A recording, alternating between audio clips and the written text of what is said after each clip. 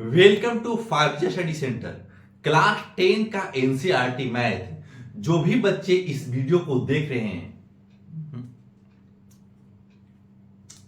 Welcome to 5G study centre. Class 10th का math NCERT यानी Hindi medium वाले जो भी बच्चे इस वीडियो को देख रहे हैं, आप कंसंट्रेट होकर फुल वॉच करने की कोशिश कीजिए।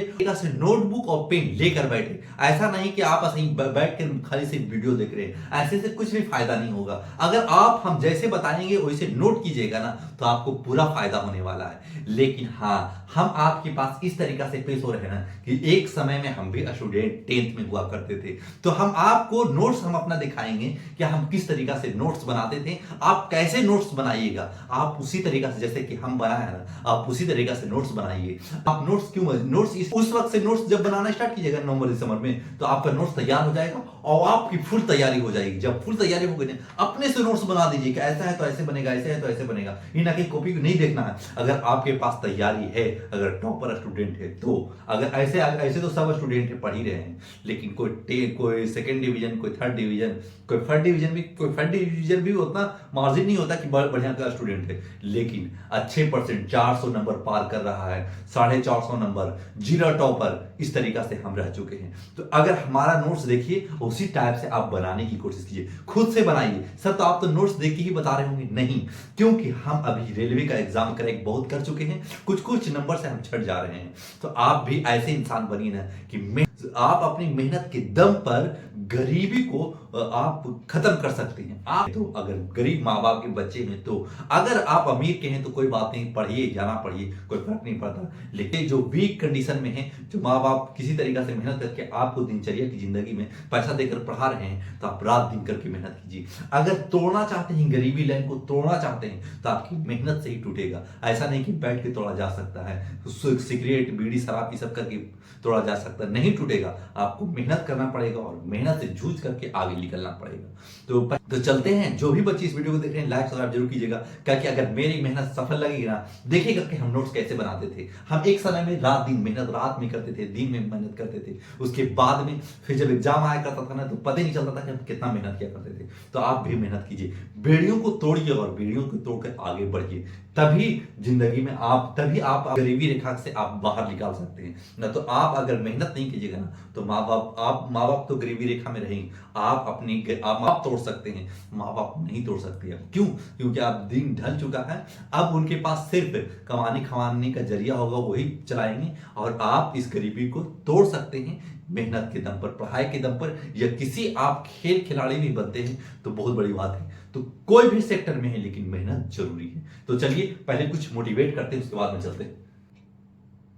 हाँ, कुछ भी बलर आ गया है, देखिएगा इस तरीका से हम जब पूरा पढ़ाई कर लिया था ना, तो हम इस तरीका से नोट्स बनाया करते थे। पूरा नोट्स पूरी बढ़िया तरीका से बनाया था। लेकिन क्या हुआ ना कि पहले के बनाया हुआ थोड़ा सा छेड़छाड़ गया है, तो और वीडियो थोड़ा सा कैमरा थोड़ा ब्लर आ चुका है, तो इस तरीका से हम नोट्स बनाया करते थे। और इस नोट्स से सर तो आप तो नोट्स बनाते नहीं, अगर नोट्स बनाने का होता ना, तो इतना अच्छे बोलने का एक्सपीरियंस नहीं होता। अच्छे बोल वही सकते हैं जो लगातार पढ़ा रहे होंगे। हम 19 पढ़ा भी रहे हैं और हम अपनी तैयारी को पूरी तरीका से चरम पर भी पहुंचा रहे हैं। तो आप भी इसी तरीका से इंसान बनिए। आप अपनी मेहनत का भी ध्यान दीजिए, और माँ बाप कुछ काम करते हैं, उसके काम में भी थोड़ा हाथ बटा दीजिए, ताकि आपके माँ बाप का काम आसान हो सके।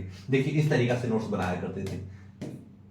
देखिए बनाया है प्रश्नावली 8.1, इस तरीका से बनाया करते थे, पूरी तरीका से डिटेल दिया करते थे कैसे कैसे बनाना है। और मेरा मैथ में नंबर था 98 नंबर था। तो आप भी 99 और 10, कुछ थोड़ा सा गड़बड़ हो गया था, उसी में सेकंड नंबर कर रहा था, तो 100 में 100 पूरा आता। तो इस तरीका से आप नोट्स बनाइए, पहले पूरा मेहनत कर लीजिए। ऐसा मेहनत कीजिए ना कि कोई क्वेश्चन को कचरा कवार दीजिए, कोई भी क्वेश्चन आ जाए। तो चलिए क्वेश्चन नंबर त्रिकोणमिति का, क्वेश्चन नंबर प्रश्नावली 4 का पहले कुछ डिस्कशन कर लेते हैं कि आपका साइन थीटा क्या होगा, कॉस थीटा क्या होगा, टेन थीटा क्या होगा, कॉट थीटा क्या होगा, कोसेक थीटा क्या होगा। पूरी तरीका से आप पहले जान लीजिए, उसके बाद में क्वेश्चन सोल्व कीजिए और आसानी से सारा क्वेश्चन आसान से बन जाएगा। देखिएगा फार्मूला पे ध्यान दीजिएगा, जो फार्मूला बताए ना, जैसे बताए ना, वैसे माइंड में आप कैप्चर कीजिएगा। अगर माइंड में अगर कैप्चर करते हैं ना, तो ये कॉन्सेप्ट से बहुत बड़े बड़े त्रिकोणमिति पूरे धराशायी कर सकते हैं। त्रिकोणमिति बहुत ही आसान होता है। ट्रिगोमेट्री चैप्टर इंटरेस्टिंग चैप्टर है और सबसे ज्यादा पूछे जाने वाला क्वेश्चन इसी ट्रिगोमेट्री में से है। तो इसको बनाने के लिए सिर्फ आप पहले ये ध्यान रखिएगा, एंगल त्रिकोणमिति यानी त्रिएंगल यानी देखिए एक एंगल ये है, एक एंगल ये है, एक एंगल ये है, तो ये 90 डिग्री जब भी बनेगा ना, त्रिकोणमिति समझिएगा कि अगर इस त्रिकोणमिति में ट्रायंगल का काम होता है वो राइट एंगल ट्रायंगल यानी समकोण त्रिभुज का काम होता है। जब समकोण त्रिभुज है इसको कहेंगे समकोण त्रिभुज, यानी एक एंगल 90 डिग्री का कोण बना ले उसे समकोण त्रिभुज कहेंगे। जैसे इस जगह 90 डिग्री बनाएगा ही बनाएगा, तब समझिएगा कि ये समकोण त्रिभुज है। इसको कहते हैं राइट एंगल ट्रायंगल इंग्लिश में। तो ये लिखेंगे यहाँ ए, ये बी, ये सी, इतना आप समझिएगा पहले। इसी पे क्वेश्चन सारा बेस्ड है त्रिकोणमिति का। बोले कैसे सर? देखिएगा साइन थीटा को क्या लिखेंगे? साइन थीटा यानी लंब बटा कर्ण, कर्ण कहते किसको है सर? 90 डिग्री के सामने वाला भुजा को कर्ण कहते हैं। इसको कर्ण कभी नहीं बदलेगा। आप हमेशा के लिए माइंड में ध्यान रखिएगा कि ये जो कर्ण है, कर्ण कभी नहीं बदलता, एज इट इज कर्ण रखा हुआ रहता है। कर्ण अपना वैल्यू 90 डिग्री के सामने हमेशा कर्ण कभी नहीं बदलेगा। इसको आप दिमाग में अटैच कीजिएगा। लेकिन सर क्या ये और ये बदलता रहेगा? हाँ, ये दो साइड बदलते रहेंगे। कैसे बदलेंगे सर? बदलने का मतलब है कि अगर एंगल ये बोलेगा ना तो लंब ये हो जाएगा, अगर एंगल ये बोलेगा ना तो लंब ये हो जाएगा। सर तो आधार कहां चला गया सर? आधार कहने का मतलब है अगर एंगल ये नहीं दिया और एंगल ये दे दिया तो ये लंब होगा ना, तो ये आधार आपरूपी हो जाएगा, ये आधार। तो आप ध्यान रखिएगा, अगर जो एंगल आप इस जगह पे अटैच कीजिएगा दिमाग में, यहां तक आप कंफ्यूज जरूर कीजिएगा, लेकिन क्वेश्चन के माध्यम से आपको हम आसान जरूर कर देंगे। देखिए इस जगह पे क्या होगा ना, एंगल है तो ये लंब हो जाएगा हमेशा के लिए। अगर ये एंगल तो लंब ये हो जाएगा। सर ये भी लंब, तो आधार कहां? आधार एक एंगल देगा और एक एंगल जब लंब दे देगा ना, तो आप समझिएगा कि अगर एंगल सी है, लंब ये है, तो अपरूपी ये आधार हो जाएगा। ठीक है। अगर कंडीशन बदलेगा कि एंगल ए दे देगा ना, तो आप समझ जाइएगा कि लंब ये है तो आधार अपरूपी ये हो जाएगा। तो एक एंगल पकड़िए और जो एंगल आप हमेशा सो के उठे ना, अच्छा सर बताएं था कि एक हो जाएगा लंब, ये जो एंगल बनाएगा उसके सामने वाला लंब, ठीक है, तो एंगल ए बना रहा है उसके नीचे वाला लंब हो जाएगा। हाँ, इस तरीका से दिमाग एकदम चौड़ाइए कि सर बता देते अगर ये एंगल तो लंब ये, और लंब ये तो आधार ये, अगर लंब ये तो आधार, अगर ये एंगल ये तो लंब ये। इस पर ध्यान फोकस कीजिएगा। तो इस पे अगर कुछ भी समझ में आया हो तो ठीक है, नहीं समझ में आएगा तो क्वेश्चन के माध्यम से आपको आसान कर देंगे हम। अब देखिए अब फॉर्मूला पूरा लिख लीजिएगा, sin थीटा इक्वल टू लंब बटा कर्ण। और लंब बटा कर्ण को हम कैसे लिखेंगे? हम डायरेक्ट लिखेंगे पी बाई एच। इस तरीका से हम पी और एच का इस्तेमाल करेंगे। लंब का इक्वल टू लंब का पी मान लेंगे यानी परपेंडिकुलर, और कर्ण का एच यानी हाइपोटेन्यूज कहते हैं इसको। और cos थीटा क्या हो जाएगा? cos थीटा हो जाएगा आधार बटा कर्ण, इस तरीका से। और फिर cos थीटा, फिर tan थीटा लिखेगा। tan थीटा क्या हो जाएगा? tan थीटा हो जाएगा लंब यानी लंब बटा आधार। और cot थीटा क्या होगा? cot थीटा होगा आधार बटा लंब। और sec थीटा क्या होगा? sec थीटा होगा कर्ण बाई आधार, कर्ण बटा आधार। और cosec थीटा क्या होगा? cosec थीटा होगा कर्ण बटा लंब। ये पूरी तरीका से फॉर्मूला हो चुका है। तो ये कर्ण बटा लंब। अब देखिएगा याद कैसे करेंगे इसको, देखिएगा tan का उल्टा cot हो जाएगा। जो tan रहेगा ना उसको पलट दीजिएगा ना, वो cot हो जाएगा। और sec होगा cos का, अगर cos का आधार बटा कर्ण है तो sec में चला जाएगा तो कर्ण बटा आधार हो जाएगा, यानी ये जस्ट पलट जाएगा। तो इस तरीका से। और sin का उल्टा क्या होगा? cosec।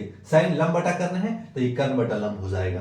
तो इस तरीका से आप कॉपी में छाप लीजिएगा। तो इसको छापेंगे सर? हाँ, इसको भी दिमाग में रखिएगा। ये कर्ण हो जाएगा, कर्ण कभी नहीं बदलता, लेकिन आधार लंब, लेकिन एंगल अगर इससे लेते हैं तो हम ये थीटा मान लिया, और इसके आधार पर आप पूरी तरीका से नोट कीजिएगा, स्क्रीनशॉट कीजिएगा। और यही फॉर्मूला पर प्रश्नावली 8.1 समाप्त हो जाएगा। चलिए क्वेश्चन नंबर फर्स्ट बताते हैं, और भागिएगा नहीं, पूरा फुल वॉच कीजिएगा ना, हम आपके माइंड में अगर माना कि अब कुछ भी नहीं आता होगा, अगर 20 मिनट का वीडियो देखते हैं कुछ भी समझ में आ जाए, अगर जिसको समझ में आ रहा वो बच्चे भागिए नहीं, फुल वॉच कीजिएगा। और जो बच्चे डर रहे हैं ना उसको फुल वॉच करने की कोशिश कीजिए। धीरे धीरे 1 बार देखिए, 2 बार देखिए, 3 बार देखिए, चौथा बार में तो खुद समझ में आ जाएगा कि सर कैसे बना रहे थे, हम कैसे समझ पा रहे थे और कहां था हमको दिक्कत का सामना करना पड़ रहा था। उस जगह पे फिर बोलिएगा और नहीं समझ में आए तो कमेंट कीजिएगा ना, तो हम कमेंट में आपको समझाने की पूरी तरीके से कोशिश करेंगे कि छोटे छोटे शब्द से भी 2-2, 3-3 मिनट का वीडियो बनाकर भी हम आपके पास भेजते रहें ताकि आपका मैथ का बेसिक पूरी तरीका से कंप्लीट हो सके। चलिए क्वेश्चन नंबर फर्स्ट, कि एंगल ए दे चुका है और एंगल सी दे चुका है। इसी जगह पे आपका कॉन्सेप्ट क्लियर कर देंगे। ध्यान से देखिएगा, तो नहीं बदलेगा। अब ये दोनों कब बदलेगा उस वक्त बताएंगे। देखिए यानी बी समकोण है, यानी बी समकोण, यानी बी जहां समकोण बोल दिया ना तो समझिएगा बी 90 डिग्री बोल दिया है। और ए बी 24 दे चुका है, ए बी 24 दे चुका है और बी सी 7 सेंटीमीटर दे चुका है, 7 सेंटीमीटर। ठीक है, इस तरीका से आपको लिख लेना है। उसके बाद में क्या करना है, आपको करना है कि साइन ए और कॉस ए का वैल्यू निकालना है। तो आपको पहले फार्मूला पता होना चाहिए कि पाइथागोरस एक फार्मूला यूज होता है, कर्ण का स्क्वायर इक्वल टू लंब का स्क्वायर प्लस आधार का स्क्वायर, ये एक फार्मूला होता है। तो लिखिएगा कर्ण का स्क्वायर लंब का स्क्वायर प्लस आधार का स्क्वायर। इस तरीके से आप पहले फार्मूला लिख लीजिए। उसके बाद में सर आपका भी कोई तो रूट बता रहा था, तो आप कर्ण का जब स्क्वायर हटाइएगा ना तो लंब का स्क्वायर प्लस आधार का स्क्वायर, ये आधार का स्क्वायर रूट में चला जाएगा। क्यों रूट में जाएगा, क्योंकि कर्ण स्क्वायर हटता है ना तो रूट चढ़ता है। आपको पता होगा, जिसको नहीं पता है वो समझ जाइए अभी। अब देखिए, अब हमको पता है कि कर्ण मुझे नहीं पता सर, कर्ण नहीं पता है तो हम, यानी इसका मतलब है कि कर्ण हमें निकालना है, तो कर्ण निकालना है। कर्ण को क्या बोले थे कि एच, कर्ण को हम एच मान के बनाते हैं ताकि शॉर्ट, ऐसे कर्ण बार बार लिखना देर हो सकता है तो एच डायरेक्ट लिखेंगे। लंब को हम क्या बताया, पी का स्क्वायर, और आधार क्या बताया था, बी का स्क्वायर। ठीक है, और एच इक्वल टू, अब ये रूट में है तो रूट में देते चलिएगा रूट। अब पी का स्क्वायर इसका मतलब है कि अगर, तो क्या एंगल का इस्तेमाल करें, हाँ एंगल का इस्तेमाल कीजिए चाहे नहीं कीजिए, लेकिन लंब हमारे पास कौन सी है, 24 है, पी 24 है और बी हमारे पास 7 है। पहले ऐसे उतारिए ताकि हम आपको लास्ट में जब समझाए तो समझिएगा। ठीक है, अब ऐसे उतार लिए तो लिखेंगे रूट अंडर 24 का स्क्वायर होता है 576, तो लिखिएगा 576 प्लस 49। जब इसको ऐड कीजिएगा ना तो ऐड कीजिएगा तो ये हो जाएगा h इक्वल टू 625। क्यों, कैसे 625, 9 6 15 के 5, ठीक है, और 7 4 11 1 12 की दोबारा के हाथ में 1 5 और 1 6, 625। अब 625 को हम क्या करेंगे, रूट 625 का रूट होता है 25। ठीक है, अब हमको कर्ण भी निकल चुका है, यानी एच भी निकल चुका है, हमारा 25 आ चुका है। अब इसको कैसे लिखा लेंगे, साइन ए लिखेंगे, साइन ए का वैल्यू क्या हम बताए थे कि P यानी लंब बटा कर्ण, तो लंब बटा कर्ण यानी P बाई H, इस तरीके से बताते हैं। और P हमारे पास क्या है, P, अब P देखेंगे एंगल क्या, एंगल ए, अगर एंगल ये है ना तो इसके सामने वाला लंब हो जाता है, तो लंब हो जाएगा हमारा 7, और H तो हमारा 25 नहीं बदलेगा, ये H हमारे पास 25 आ चुका है। फिर क्या है, फिर लिखा हुआ है cos A, तो cos A लिखिएगा, cos A इसका मतलब है कि जब एंगल ए तो लंब ये तो आधार, तो cos का क्या फॉर्मूला होता है, b बटा h, और b हमारे पास क्या है, b हमारे पास अगर लंब ये है तो आधार ये हो जाएगा, तो b हमारे पास है 24 आ जाएगा, और आधार हमारे पास क्या चीज आ जाएगा, सॉरी h हमारे पास कौन सी हो जाएगा 25, यानी कर्ण कभी नहीं बदलता h। अब सेकेंड में आएंगे, सेकेंड का बदलेगा, देखिएगा सेकेंड क्या बोलेगा, cos c, साइन सी बोल रहा है, तो साइन सी यानी साइन सी इस जगह पे ये एंगल ले रहा है तो परपेंडिकुलर ये, तो साइन का फार्मूला क्या होता है, पी बाई एच, फार्मूला नहीं बदलेगा लेकिन एंगल के हिसाब से साइड बदलेगा, तो एंगल सी यानी परपेंडिकुलर यानी लंब ये हो जाएगा, तो लंब हमारे पास 24 हो जाएगा, 24 बटा एच तो नहीं बदलेगा, 25 ही रहेगा। और cos c क्या होगा, cos c हो जाएगा यानी b बटा एच, और b बटा एच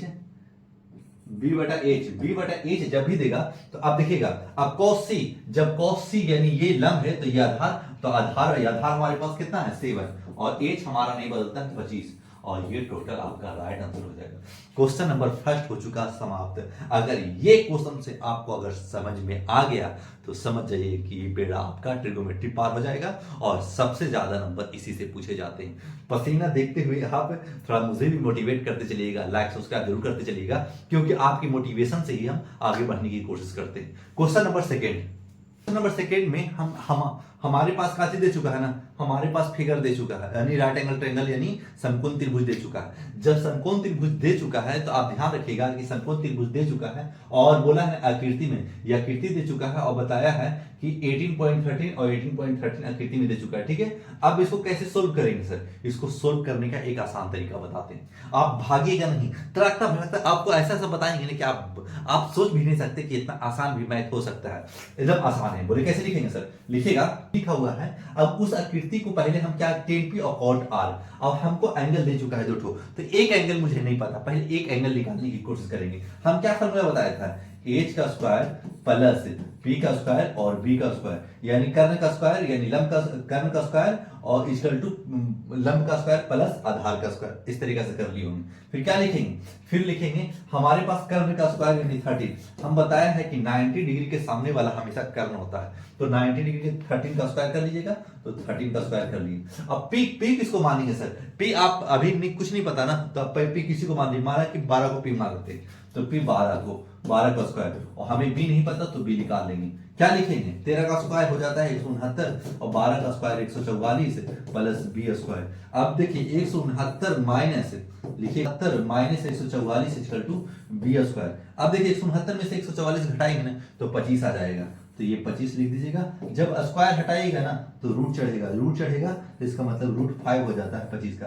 अब b का वैल्यू 5 आ चुका है, यानी QR का वैल्यू इस जगह पे QR का वैल्यू हमारे पास क्या आ चुका है? QR का वैल्यू हमारे पास 5 आ चुका है। होगा 10p minus cot r, 10p minus cot r, इस तरीके से। अब देखेंगे कि कौन एंगल बोल रहा है किस तरीके से। पहले फार्मूला लिख लेंगे, तो क्या 10p का वैल्यू क्या होगा? 10 फार्मूला होता है p/b, ठीक है सर, और cot r का भी होता है b/p, ठीक है। cot, अब ये फार्मूला लिख लिया। अब हमको पता है कि 10p, अगर p ये तो लंब हमारे पास ये हो जाएगा QR, तो लंब हमारे पास क्या आया, यानी b हमारे पास 5 आया, तो लंब हमारे पास 12 होगा। ये हमारे पास p के हिसाब से ना, p के हिसाब से हमारे पास लंब ये हो जाएगा। तो कहेंगे सर कि आप ये b है तो यानी बेस यानी आधार होता है, तो आप इसको लंब कैसे मान रहे हैं? एंगल के हिसाब से। हम मुझे यहां तक नहीं बताया है, इस जगह पे नहीं बताया है कि कौन लंब है। आप पहले एंगल एक 3 ठो दिया रहेगा, 2 ठो दिया रहेगा, 1 ठो निकाल लेना। फिर निकालने के बाद क्या करना है ना कि अब हमको देखना है एंगल देखेंगे कि 10p है। अब p के सामने वाला लंब है, तो लंब हमारे पास b रहे चाहे कुछ भी रहे, उससे कोई मतलब ना रखिएगा, सिर्फ एंगल के सामने वाला लंब हो जाता है, इतना दिमाग में रखिएगा। तो 5 हो जाएगा लंब, यानी p। आधार क्या होगा सर? आधार जब एक लंब हो जाएगा ना तो खुद ब खुद ये दोनों में से आधार एक को पता चल जाएगा, कर्ण को कभी नहीं बदलेगा, सेम टू रहेगा। अब देखिएगा माइनस b/p, अब माइनस b/p है तो b हमारे पास क्या आएगा? अब तो आधार ये हो जाएगा, तो आधार हमारे पास का चीज है 5। सर ये भी आधार, इसको भी आधार बना ली, इसको भी आधार बना ली। आधार और लंब बदलता रहेगा एंगल के हिसाब से। काहे कि अब एंगल आर कर चुका ना, तो लंब ये हो जाएगा, तो आधार ये है, यानी अब हमारे पास b है तो b दे दिया। और p हमारे पास क्या है?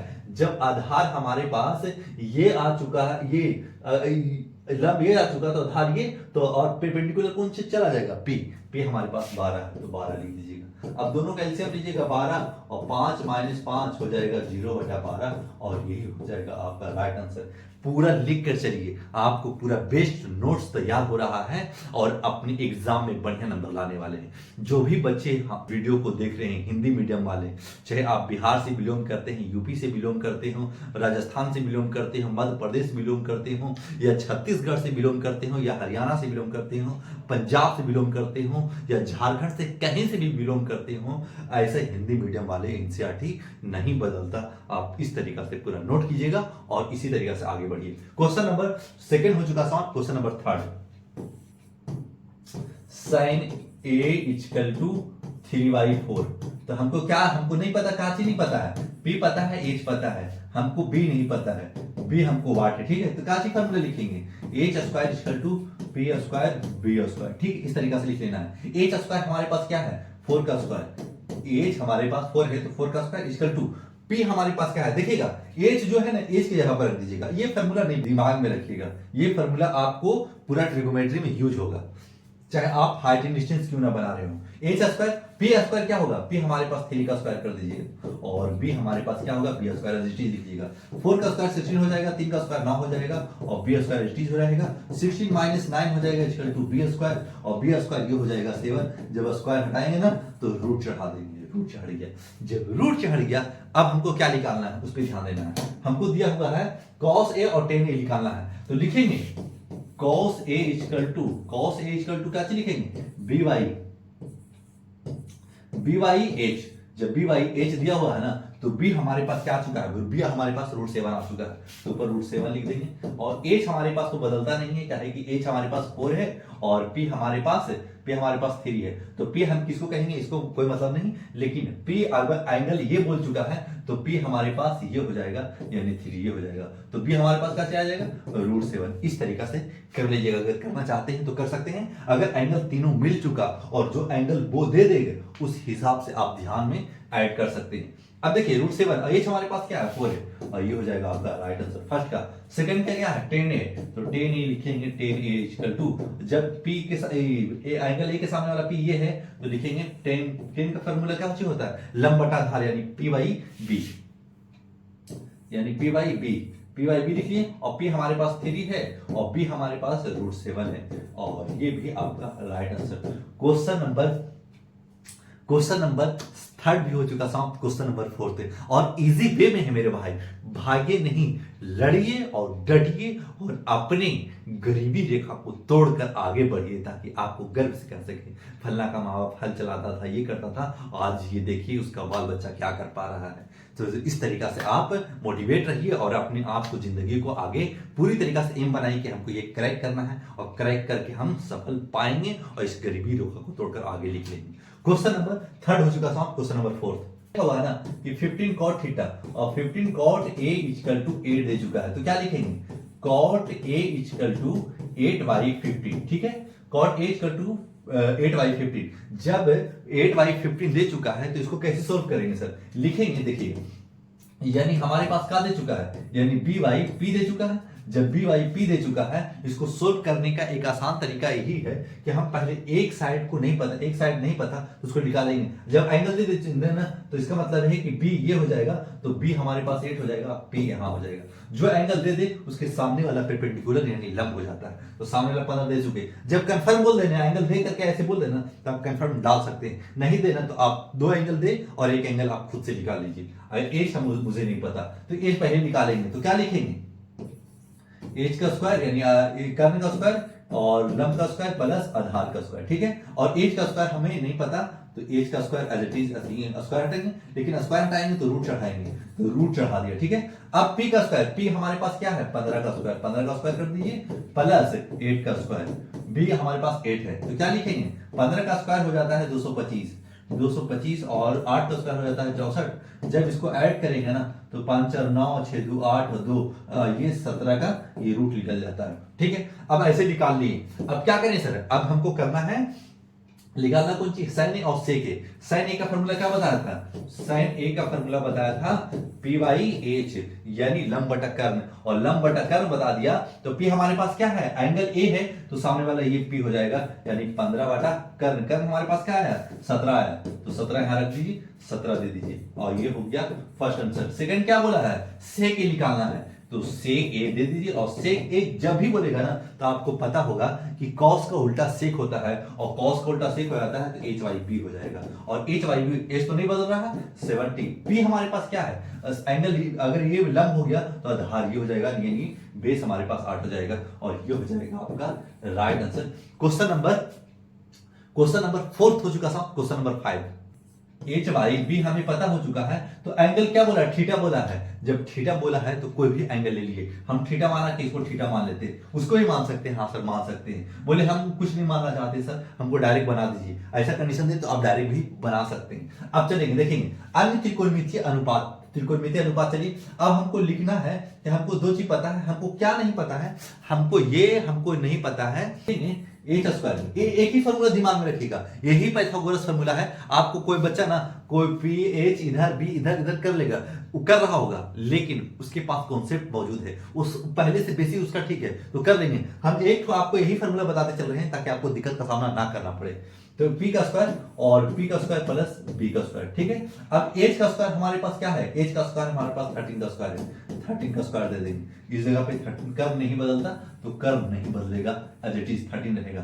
तो सर एंगल थीटा, थीटा अगर हम ये मान लिया है तो हमारे पास 12 भी अब नहीं बदलेगा, तो आधार ये हो जाएगा। आधार क्या लिखेगा देखेंगे, 12 का स्क्वायर प्लस बी हमारे पास क्या है, बी हमारे पास मौजूद नहीं है तो नहीं देंगे, 169 और ये हो जाएगा 144 प्लस 144 प्लस बी का स्क्वायर। जब स्क्वायर हटाएंगे तो रूट चढ़ाएंगे, पहले 169 minus 144 equal to b square. जब स्क्वायर हटाएंगे तो रूट चढ़ाएंगे तो ये हो जाएगा 25 और बी इक्वल टू रूट चढ़ा देंगे तो ये हो जाएगा 5 और हमारा बेस आ चुका 5। अब हमें सारा त्रिकोणमितीय अनुपात निकाल लेना है, तो कैसे निकालेंगे, अनुपात को रेशियो इंग्लिश में कहते हैं। अनुपात एक अनुमान है, तो अनुमान हमको क्या निकालना है, साइन। तो साइन लिखेंगे, sine a equal to p by h, और पी वाई यानी लंब बटा कर्ण, लंब बटा कर्ण, एच तो नहीं बदलता है ना, तो एच एज इट इज रख दीजिए। थीटा क्या है हमारे पास, बी ये था ना, तो बी हमारे पास 12 है, तो हमारे पास पी क्या हो जाएगा, पी हमारे पास ये हो जाएगा यानी 5 हो जाएगा, ठीक है। तो ये आधार हो जाएगा। अगर थीटा अगर हमारे पास बी 12 है तो ये आधार रहेगा, आधार। अब बोलिए सर इधर उधर कर सकते हैं, आप कर सकते हैं, लेकिन जैसा है आप एज इट इज मान कर चलिए कि ये आधार है, क्योंकि आधार यहां पहले लिख चुके थे और सेक थीटा होता है कर्ण बटा आधार, आधार लिख चुके, ठीक है। फिर क्या लिखेंगे, कॉस थीटा लिखिएगा, कॉस थीटा क्या हो जाएगा यानी b बटा एच, एच हमारे पास क्या चीज हो जाएगा 13 और एच 13, तो b हमारे पास क्या, अब b हमारे पास आ जाएगा 12 का है कि 12 आधार मान के चले थे, ठीक है। अब हमारे पास क्या मौजूद नहीं है, टेन थीटा। जब टेन थीटा ना मौजूद है तो पी वाई बी, और पी वाई बी यानी पी हमारे पास क्या है, पी हमारे पास 5 है तो 5 दे दीजिए, हमारे पास 12 है और 12 और ये हो जाएगा राइट आंसर। अभी 3 ठो निकला है, 2 ठो और निकालना है, 2 ठो और कौन कौन है सर लिखेगा। अब ये कॉपी के इधर नीचे लिखिएगा, ऐसे कॉपी से नीचे नीचे नीचे लिखता आइएगा, इन आगे हम ऐसे दे रहे हैं तो आप ऐसे भी देख के निकल सकते हैं, लेकिन आपको नोट्स बेहतर बनाने की कला बता रहे हैं। देखिए अब टेन थीटा, कॉट थीटा क्या होगा, कॉट थीटा हम बताया था कि सर इसी का तो रिवर्स होता है टेन का, टेन का रिवर्स कर दीजिए ना, तो लिख देंगे बी वाई पी, और जब बी वाई पी लिख चुके हैं तो बी हमारे पास 12/5, तो 12/5, ठीक है। अब देखिए अब सेक दे चुका था, अब हमको पास कौशिक नहीं पता है, तो कौशिक क्या बताया है, कौशिक बताया है कौशिक थीटा साइन का रिवर्स हो जाता है यानी h by p, h by p, और एच हमारे पास क्या चाहिए 13 और पी हमारे पास क्या चाहिए 5, और ये हो जाएगा आपका राइट आंसर। इस तरीका से आंसर देना है और भरा भन बनाना है मेरे भाई, इजी है चैप्टर और आसानी से आप बना के निकल सकते हैं। ठीक हुआ, थोड़ा ध्यान रखिएगा, थीटा यहां बनेगा, जब थीटा यहां बनेगा ना तभी ये लंब होगा। आप इस क्वेश्चन को ध्यान रखिएगा, क्योंकि हम इसको अगर थीटा मानेंगे तो लंब ये हो जाएगा, तो लंब अगर आप थीटा ये माना तो लंब ये हो जाएगा। तो बोले सर सब सही है, हाँ खाली थीटा को बदल लीजिएगा इस जगह पे, थीटा को अगर आप इस जगह पर रखिएगा ना तो लंब ये हो जाएगा, तो लंब ये नहीं है, कहे कि आधार हमारे पास बेस ये है और बेस ये है, तो बेस हम इसको मान लिया, बेस इसको मान लिया तो लंब ये हो जाएगा, थीटा यहां तक मान लिया और इसके सामने वाला आपका राइट आंसर। और ये पूरी तरीका से कंप्लीट है, आपको डरने की जरूरत नहीं है, इसी तरीका से बनाना है, लेकिन एंगल का ध्यान रखना है, क्या कि बी यहां था ना और थीटा एंगल, अगर एंगल ही मानेंगे तो लंब ये हो जाता, तो ऐसे गलत हो जाता, तो थीटा ये होगा। अब आपका कंप्लीट आंसर है। क्वेश्चन नंबर 5 हो चुका साहब, क्वेश्चन नंबर 6, कॉस का फॉर्मूला लिख लीजिए। कॉस का फॉर्मूला कैसे होता है सर, लिखेंगे बी वाई एच, इसको कैसे लिखेंगे बी वाई एच, दोनों तो फॉर्मूला एक है सर, कोई बात नहीं है, फॉर्मूला एक है, लेकिन एंगल ए और एंगल बी दे चुका है, उसमें डिफरेंट होगा। तो एच तो हमारे पास ये कभी नहीं कर्म बदलेगा, तो कर्म तो नहीं बदलेगा, तो लिख लेंगे एच का लिख लेंगे ए बी और इक्वल टू ए बी, इतना तो लिख ही लिए होंगे, ठीक है। अब इक्वल टू दे दीजिए, फिर क्या करेंगे, अब देखिए बी है, एंगल ए के सामने वाला ये परपेंडिकुलर तो बेस ये, तो यहां हो जाएगा एसी, इतना तो काम कर लिए होंगे एसी, काहे कि ये हमारे पास अगर ये लंब हो गया तो ये आधार हो जाएगा, ठीक है, आधार लिखेंगे एसी। अब देखिए कर्म नहीं है, अब बी और एंगल बी तो लंब ये, तो आधार हमारे पास कौन सी बीसी, लीजिए बीसी, ए बी से ए बी काट दीजिएगा, कट गया। अब लिखेंगे AC इक्वल टू BC, और इसमें से दोनों कॉमन क्या है, C कॉमन है, C काट दिया, अब तो एंगल A इक्वल टू, अब क्या लिखेगा, अब कुछ पॉइंट लिखना होता है, लिखिएगा इस जगह पे, क्योंकि